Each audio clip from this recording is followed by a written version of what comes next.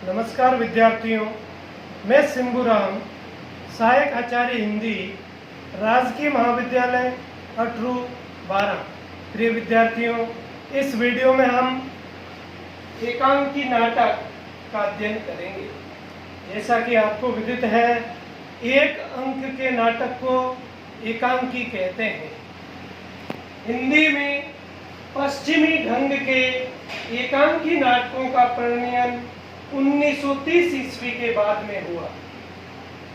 यानी पश्चिमी ढंग से हिंदी के अंदर एकांकियां 1930 ईस्वी के बाद दशक में लिखी गई।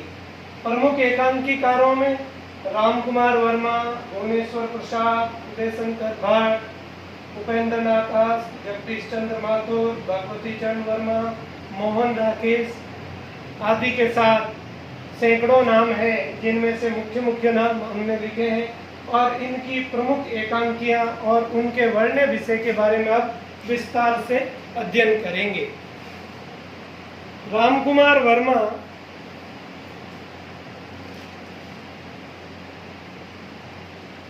ने बादल की मृत्यु शीर्षक एकांकी लिखी। इस एकांकी का प्रकाशन 1930 ईस्वी में हुआ और इसे हिंदी की पहली एकांकी माना जाता है। इसके अलावा भुवनेश्वर प्रसाद का कारवां संग्रह भी उल्लेखनीय है। इन्होंने, रामकुमार वर्मा ने बादल की मृत्यु के अलावा दीपदान, पांचजन्य, इंद्रधनुष आदि प्रमुख एकांकियां भी लिखी। भुवनेश्वर प्रसाद ने श्यामा, शैतान, लॉटरी, स्ट्राइक आदि एकांकियां लिखी, जिसमें इसके अलावा प्रतिमा का विवाह एक साम्यहीन साम्यवादी एकांकी भी उल्लेखनीय है। इसके अलावा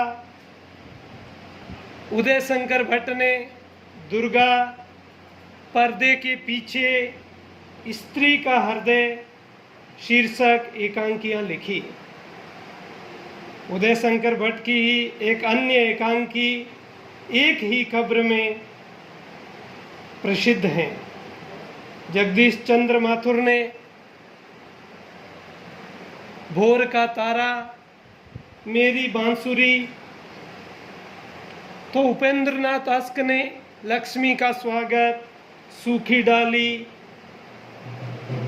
और इसके साथ ही भगवती चरण वर्मा ने सबसे बड़ा आदमी, मोहन राकेश ने अंडे के छिलके नामक प्रसिद्ध एकांकी लिखी। उपेंद्र नाथ आस्क के एकांकी नाटकों में मध्यम वर्गीय जीवन अपनी विशेष भंगिमा और समस्याओं के साथ उभरा है। उदय शंकर भट्ट के एकांकी भी सामाजिक जीवन की समस्याओं पर प्रकाश डालते हैं। इसके साथ ही गौण एकांकीकारों में गंगा प्रसाद श्रीवास्तव का मिट्टी का शेर भी उल्लेखनीय है। इनके अलावा रामकुमार वर्मा की एकांकियों का विस्तार से जब हम देखते हैं तो उनमें रेशमी टाई, चारू मित्रा, सप्तकिरण, रजत रश्मि, दीपदान, ऋतुराज, रिमझिम, इंद्रधनुष, पांचजन्य आदि का प्रकाशन हुआ। वर्मा जी के एकांकियों का मूल स्वर आदर्शवादी हैं, अर्थात इनका उद्देश्य आदर्श की स्थापना है। उदय शंकर भट्ट ने अभिनव एकांकी नामक संग्रह का प्रकाशन हुआ। इसमें स्त्री का हृदय, समस्या का अंत, अंधकार और प्रकाश, पर्दे के पीछे, आज का आदमी आदि संकलित हैं। इसके साथ ही उपेंद्र नाथ आस्क का भी हिंदी एकांकीकारों में विशिष्ट स्थान है। उन्होंने देवताओं की छाया में, चरवाह, पर्दा उठाओ, पर्दा गिराओ, अंधी गली, साहब को जुकाम है आदि उनके एकांकी संग्रह है। उनका मुख्य क्षेत्र पारिवारिक जीवन है।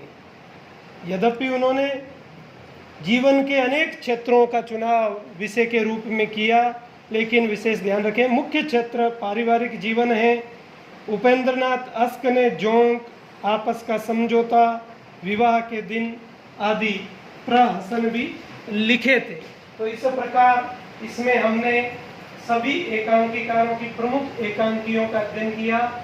और प्रश्न ऐसा पूछा जाता है कि एकांकी नाटक किसे कहते हैं? प्रमुख एकांकीकारों के नाम लिखते हुए उनकी एकांकियों का वर्णन कीजिए, या एकांकी नाटक पर टिप्पणी लिखिए, या एकांकी नाटक का विस्तार से वर्णन कीजिए, या उस पर एक लेख लिखिए। धन्यवाद।